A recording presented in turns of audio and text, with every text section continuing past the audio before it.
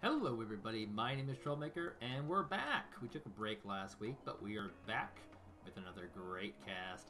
And this one we have in the blue as Team 1, Ribar.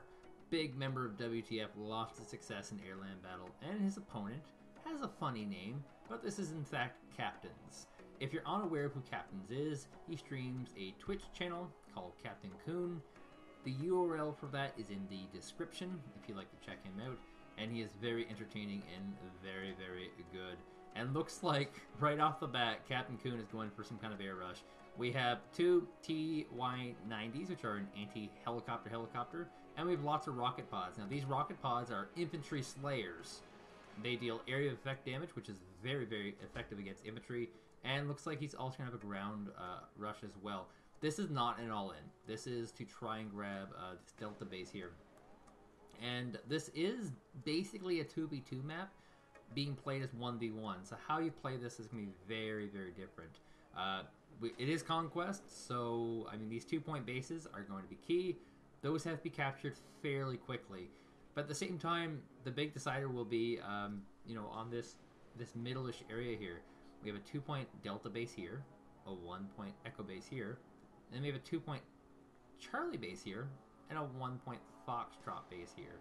Or sorry, 2-point Hotel right here. But yeah, there's a lot of big contested zones here.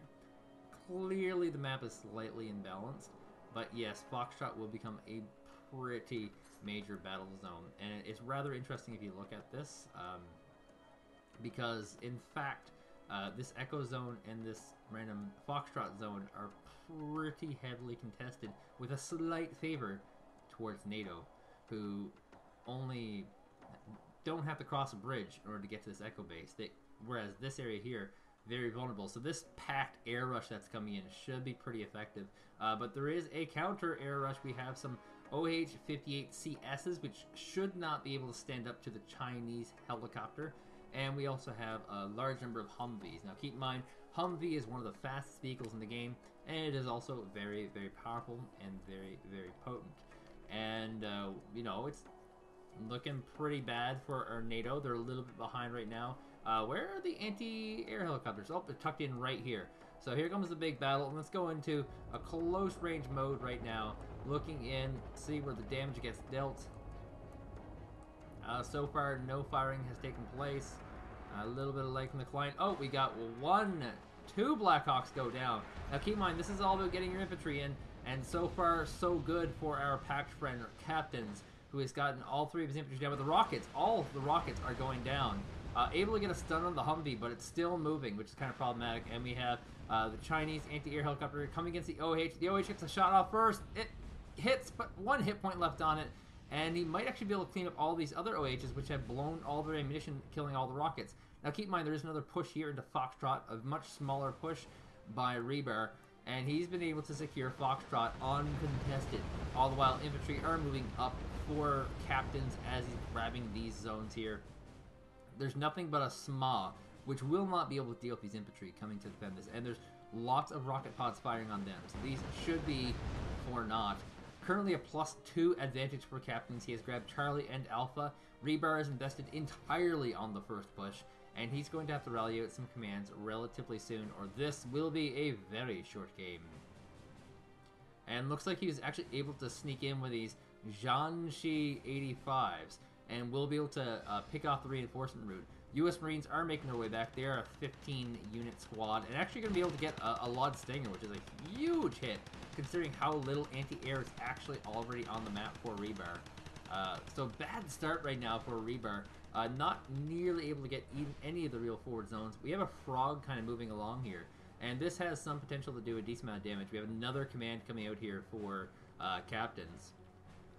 And no new commands coming out here for Ribar. This could actually work out for Ribar quite well, actually. If Ribar continues to invest in units instead of commands and Captains, I keep trying to say this name, Yurifri Gustav. If he continues to build commands, there's going to be a decisive army advantage here for Ribar, and he'll be able to swamp units. Now we have a SMA moving in. Like I said, this shouldn't do anything. SMAs are primarily an anti-tank type. They have a SMA weapon launcher and they have an M16. they should get killed, as we're seeing little bits of goofy micro here by Captain. It's just trying to reposition his infantry wherever he can. And in fact, we have some frogs coming up here to drop off more infantry, so he might be in good shape. Captain's is trying to micro with infantry into closer towns so he can kind of get rid of these smalls quickly. And he might even be able to push forward and get some of these units before they can get in place. If he can kill the small in time? No, I don't think this will happen. The U.S. Marines should overwhelm here. And we have a Delta Force coming in as well. And of course, Delta Force, they are very, very hard to remove. Very, very long range. I mean, look at this. He can't even fire back at this point. The Delta Force, however, a little bit of a misstep, moving too close to the front. Not abusing their long range advantage, but now we have a 2-on-1 and a 2-on-1. And the U.S. Marines and Delta Force should be able to clean this up relatively easily. There is a vehicle here, not really in a supporting role and just getting picked off. The helicopter is getting some pretty good stuns on, but we need more rocket pods coming out. Whoa, here we go. Here comes a bomb. This is the kind of support he needs. The shot is good, hits the Delta Force, U.S. Marines micro instead of the Delta Force. And yes, those are in fact dodgeable, people. You can in fact just kind of jump through these zones and take the zones.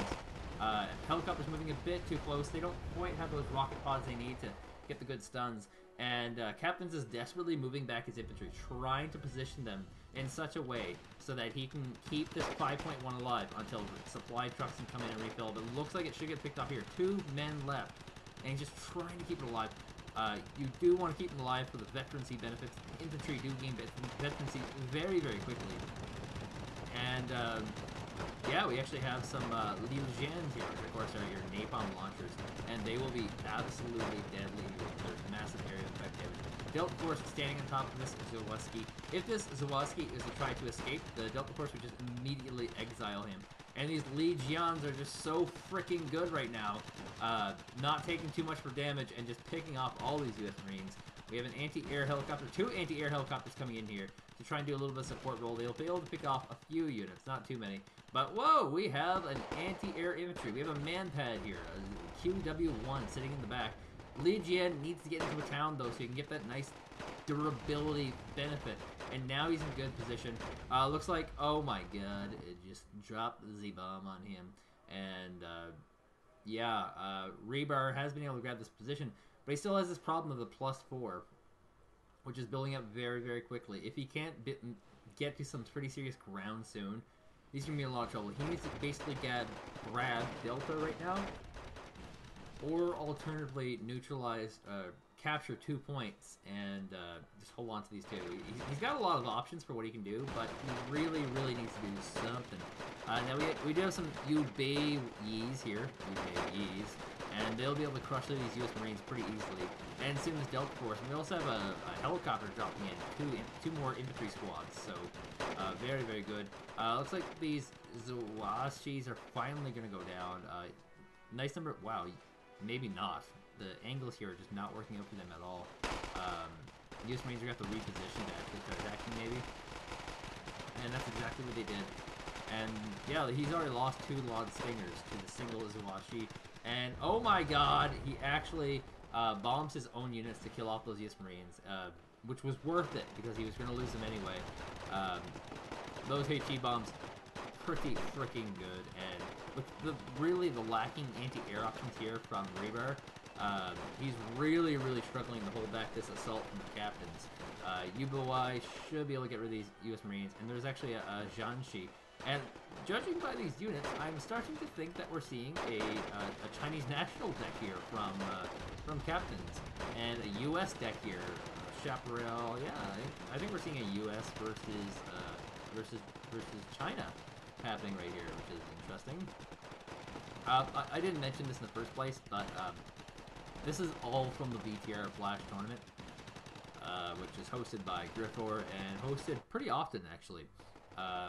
So, you know, that stuff's good. So there's kind of a big problem right now. So there's a problem for both players, and it's worth pointing out right now. So there we go. There's my pen tool. There's a distinct advantage in point here for captains, but the dividing line right now is right here. Right there. That's basically it. Which means that Ribar, if he was to field commands right now, will be gaining in points. Now, there's a big problem for Mr. captains because this point here is threatened. This is a 2-point base.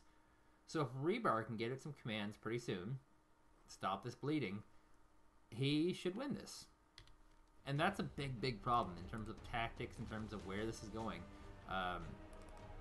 So we're going to speed this up just a little bit. Nighthawk coming in here, sometimes referred to as the Noob Hawk. And I don't know exactly what it's going to try and bomb here. It might go for a random target, which would be smart. If he can go for basically an obvious command location, which is, the most obvious one is right here. Just in the forest, close to the line. That's the obvious one. And that might be what he's going for. He's still spinning around with this thing.